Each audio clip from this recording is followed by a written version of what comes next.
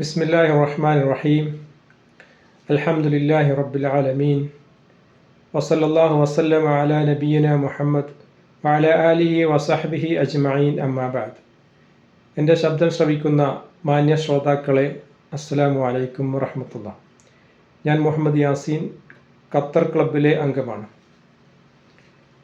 സൂറത്ത് റഹ്മാനിലെ ജിന്നുകളോടും മനുഷ്യനോടും അള്ളാഹു ചോദിക്കുന്ന ഒരു ചോദ്യമാണ് ഫബി ആയി ആലായി റബ്ബിക്കുമാ തുക്കദ്ദിബാൻ. നിങ്ങളുടെ രണ്ടുപേരുടെയും റബ്ബിൻ്റെ ഏത് അനുഗ്രഹമാണ് നിങ്ങൾ നിഷേധിക്കുന്നത് എന്ന്. ഇതിനെക്കുറിച്ച് തദബ്ബുർ ചെയ്തുകൊണ്ടാണ് ഞാൻ നിങ്ങളുടെ മുന്നിൽ സംസാരിക്കുന്നത്. ഈ ചോദ്യം കേവലം ഒരു ചോദ്യമല്ല, പക്ഷേ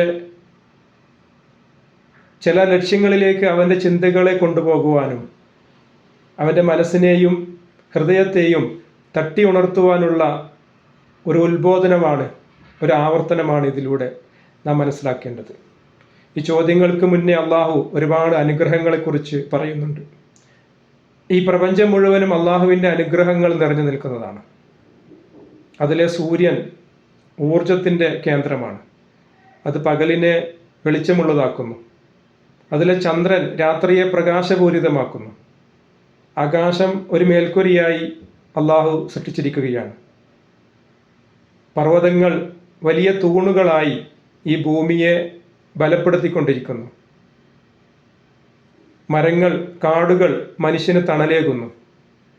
ഉപ്പ് നിറഞ്ഞതും മധുരിക്കുന്നതുമായ കടൽ, അതിൻ്റെ അകത്ത് ധാരാളം മുത്തുകളും പവിഴങ്ങളും, എല്ലാം അള്ളാഹുവിൻ്റെ അനുഗ്രഹമാണ്.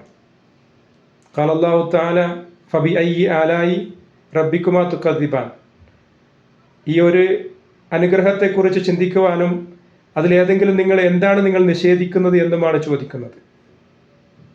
ഈ അനുഗ്രഹങ്ങൾ എണ്ണിയാൽ നമുക്ക് തിട്ടപ്പെടുത്താൻ സാധ്യമല്ല. അല്ലാഹു തആല പറയുന്നത് വഇൻ തഅദ്ദു നിഅമത്തുല്ലാഹി ലാ തഹ്സുഹ. നിങ്ങൾ അള്ളാഹുവിൻ്റെ അനുഗ്രഹത്തെ എണ്ണാൻ ശ്രമിച്ചാൽ അതിനെ തിട്ടപ്പെടുത്താൻ സാധ്യമല്ല എന്നാണ്. പക്ഷേ ഈ അനുഗ്രഹങ്ങളെല്ലാം മനുഷ്യൻ ഉപയോഗപ്പെടുത്തുന്നു. ആ രീതിയിലാണ് അള്ളാഹു മനുഷ്യനെയും സൃഷ്ടിച്ചിരിക്കുന്നത്. സംസാരിക്കാനുള്ള കഴിവ്, ചിന്തിക്കാനുള്ള കഴിവ്, വേർതിരിച്ചറിയാനുള്ള കഴിവ്, ഇവയെല്ലാം ഈ പ്രപഞ്ചത്തിൻ്റെ മുകളിൽ ആധിപത്യം നൽകുവാൻ അവന് സാധിക്കുന്നു. കരയിലെ ഏറ്റവും വലിയ ജീവിയായ ആനയെ അവൻ കീഴ്പ്പെടുത്തുന്നു. കടലിലെ ഏറ്റവും വലിയ ജീവിയായ തിമിംഗലത്തെ അവൻ്റെ വരുതിയിലാക്കുന്നു. ആകാശത്തിലെ പറവകളെക്കാൾ വേഗത്തിൽ സഞ്ചരിക്കാൻ അവന് സാധിക്കുന്നു. ആ പറവകളെ അവൻ്റെ ചൊൽപ്പടിയിൽ നിർത്താൻ അവന് സാധിക്കുന്നു. ഈ ഒരു ആസ്വാദനത്തിന് വേണ്ടിയാണോ അള്ളാഹു ഈ പ്രപഞ്ചത്തെ സൃഷ്ടിച്ചിരിക്കുന്നത്, മനുഷ്യനെ സൃഷ്ടിച്ചിരിക്കുന്നത്?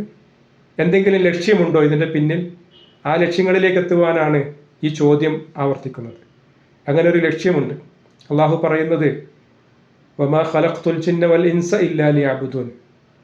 ജിന്നുകളെയും മനുഷ്യനെയും സൃഷ്ടിച്ചിരിക്കുന്നത് അവനെ ഇബാദത്ത് ചെയ്യാൻ വേണ്ടി മാത്രമാണ്. തൗഹീദിന് വേണ്ടിയാണ് മനുഷ്യനെയും ജിന്നുകളെയും സൃഷ്ടിച്ചിരിക്കുന്നത് എന്ന് മനസ്സിലാക്കാം. ആ തൗഹീദ് മനസ്സിലാക്കണമെങ്കിൽ ഈ പ്രപഞ്ചത്തിൻ്റെ പിന്നിലുള്ള റബ്ബിനെ കണ്ടെത്തണം. അവിടെയാണ് റബ്ബിക്കുമ, നിങ്ങളുടെ രണ്ടുപേരുടെയും റബ്ബ് എന്ന് പറയുന്നത്.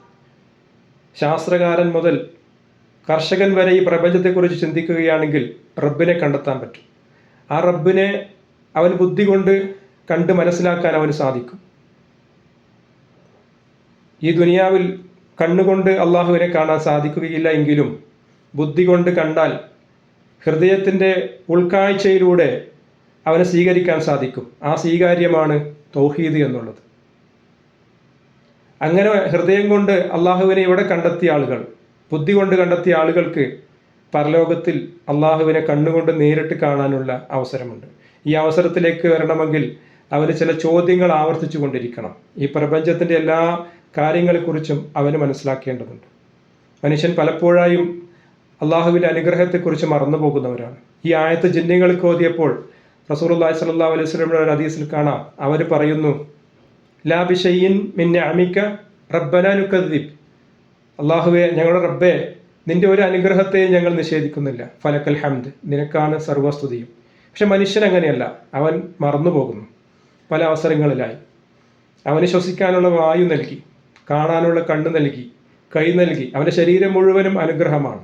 ഈ അനുഗ്രഹത്തെ കുറിച്ച് ചിന്തിക്കുകയാണെങ്കിൽ അള്ളാഹുവിന് ശുക്ർ ചെയ്യാൻ അവൻ നിർബന്ധിതമാകും.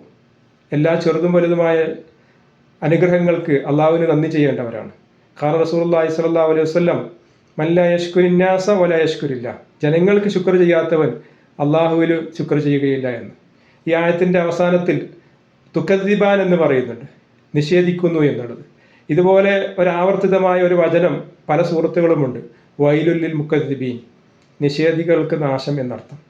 അതിനാൽ ഈ പ്രപഞ്ചം തുറന്നു കിടക്കുന്ന ഈ പ്രപഞ്ചത്തെക്കുറിച്ച്, അവൻ്റെ ശരീരത്തെക്കുറിച്ച് ചിന്തിച്ച് മനസ്സിലാക്കി അള്ളാഹുവിനെ കണ്ടെത്താൻ സാധിക്കുന്നില്ല എങ്കിൽ അവൻ നാശകാരികളിൽ പെട്ടുപോകും, അവനൊരു നഷ്ടക്കാരിൽ പെട്ടുപോകും എന്നും ഈ ആയത്ത് നമുക്കൊരു സൂചന നൽകുന്നുണ്ട്. വളരെ മനോഹരമായി ഈ ആയത്ത് പാരായണം ചെയ്യാൻ സാധിക്കുന്നത് പോലെ തന്നെ നിരന്തരമായി ചിന്തിക്കുവാനും നമ്മൾക്ക് ഈ ഒരു ആയത്ത് പ്രേരകരമാണ്. അങ്ങനെ നിരന്തരം ചിന്തിക്കുകയും തദബ്ബുർ ചെയ്യുകയും ചെയ്യുന്ന ആൾക്കാരുടെ കൂട്ടത്തിൽ അള്ളാഹു നമ്മെ ഉൾപ്പെടുത്തുമാറാകട്ടെ. കൂടുതൽ തദബ്ബുർ ചെയ്തുകൊണ്ട് ഈ ആയത്തിൽ നിന്ന് വീണ്ടും മനസ്സിലാക്കുവാനുള്ള അവസരങ്ങളും നമുക്കുണ്ടാവട്ടെ. വാഖിറു ദഅവാന അനിൽ ഹംദുലില്ലാഹി റബ്ബിൽ ആലമീൻ. അസ്സലാമു അലൈക്കും വറഹ്മത്തുള്ളാഹി വബറകാതുഹു.